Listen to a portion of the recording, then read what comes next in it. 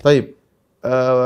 Yang kedua, ada berikutnya yang harus kita tanamkan dalam hati kita, bahwasanya tidaklah Allah menurunkan musibah atau ujian atau bencana kecuali ada dua tujuan Allah Subhanahu wa taala. Tujuan pertama adalah dalam rangka untuk mengurangi bagi seorang mukmin dalam rangka untuk mengurangi dosa-dosanya jika dihadapi dengan baik, ya. Jika dihadapi dengan baik. Yang kedua adalah untuk mengangkat derajat seorang mukmin jika dia menghadapi dengan baik. Adapun jika tidak dihadapi dengan baik, ya, kemudian meronta-ronta, kemudian memaki-maki corona misalnya, mencela takdir Allah Subhanahu wa taala, ya, maka ini tentunya memperburuk kondisi seseorang.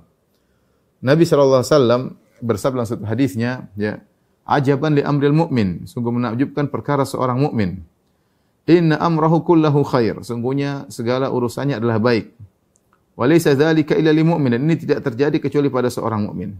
In asabahu sarra syakara fakana khairul lahu, kalau dia ditimpa dengan kebaikan atau mendapatkan kebaikan, dia bersyukur. Dia tahu itu semua dari Allah Subhanahu wa taala. Dia tidak ujub, dia tidak bangga diri, dia tahu itu adalah dari Allah Subhanahu wa taala. Fakana khairul lahu, ketika dia bersyukur itu lebih baik baginya.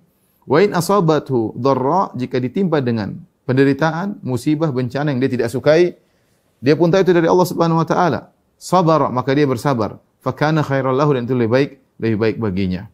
Inilah yang menakjubkan pada kondisi seorang mukmin. Oleh karena jika seorang mukmin ditimpa dengan musibah, dia harus yakin bahwasanya Allah menghendaki kepada dia husnudzan, dua hal. Yaitu untuk mengurangi dosa-dosanya, untuk mengangkat derajatnya.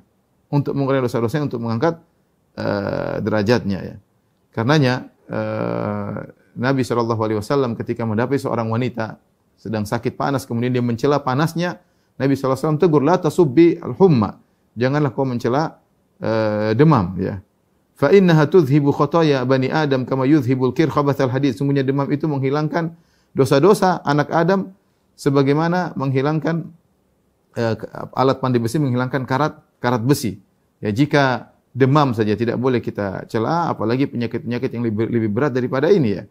Kita mengerti ada penyakit-penyakit lebih berbahaya, kanker lah misalnya, atau seperti ini virus COVID dan yang lainnya. Ini semua dari Allah Subhanahu wa taala. Kita hadapi, ya, sesuai dengan prosedur, tapi kita jangan mencela, ya. Jangan kita mencela. Kalau kita mencela, seakan-akan kita mencela keputusan Allah Subhanahu wa taala. Kita berusaha menghadapi, ya. Makanya Nabi sallallahu alaihi wasallam mengatakan, la tasubud dahr, jangan kau mencela masa. Ya, fa inna Allah huwad dahr. Ya, karena Allah yang mengatur masa, Allah yang menjalankan siang dan malam, ya, maka tidak pantas seorang mencela masa, karena yang mengatur masa adalah Allah Subhanahu wa taala. Sama seperti Rasulullah mengatakan, la tasubur rih, jangan kalian mencela angin, ya. Yang ngatur angin siapa? Allah Subhanahu wa taala. Angin terkadang datang dalam membawa kebaikan, terkadang datang membawa bencana. Kita tidak boleh mencela angin tersebut. Yang kita lakukan adalah bertobat kepada Allah, kembali kepada Allah Subhanahu wa taala. Ini semua sudah ditakdirkan oleh Allah Subhanahu wa taala.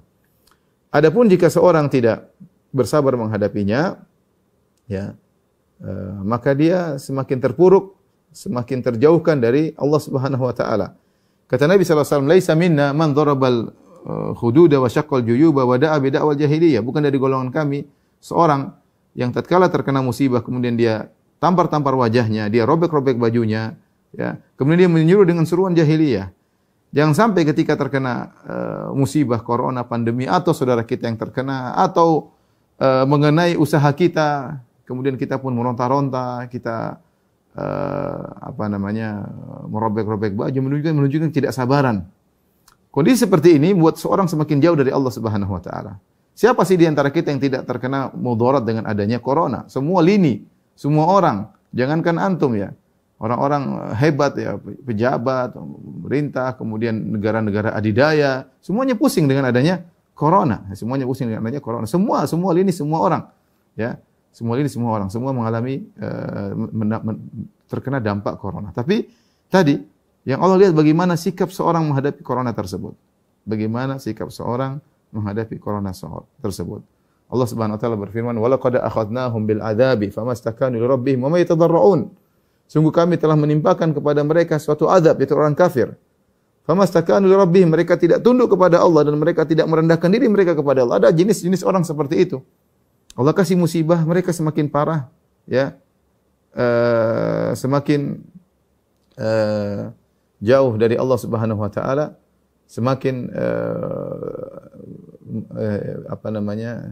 semakin kadang menghina syariat Allah Subhanahu Wa Taala. Ya, bahkan di antara kita dapati di berita-berita sebagian orang murtad, ya, sebagian orang murtad menghadapi kondisi yang tidak memungkinkan, tidak menyenangkan seperti ini. Ya. Saya pernah ditanya oleh seorang wanita tentang suaminya yang tadinya memiliki usaha, kemudian tatkala terkena musibah Covid maka usahanya kemudian kolaps, ya. Kemudian istrinya tersebut menasihati, ayah atau bang, sabar bang, ya. Ini musibah, ujian. Maka kata wanita tersebut, suami saya marah-marah. Dia bilang, saya tidak butuh dengan ayat dan hadis. Saya tidak butuh nasihat, yang saya butuh uang. Ya. Ini contoh, jangan sampai kita seperti ini. Ya. Ini contoh yang buruk, ya. Orang kesulitan apapun, dia bersabar. Dia bersabar. Semua orang terkena musibah, ya. Semua orang terkena musibah. Tetapi yang Allah ingin lihat bagaimana sikap seorang menghadapi musibah tersebut. Jaga lisan kita. Jangan sampai kita bilang mencela corona, kemudian kita harus tahu bahwa ini semua kehendak Allah Subhanahu Wa Taala. Kita harus tahu ini semua kehendak Allah Subhanahu Wa Taala. Maka kita kembali kepada Allah Subhanahu Wa Taala.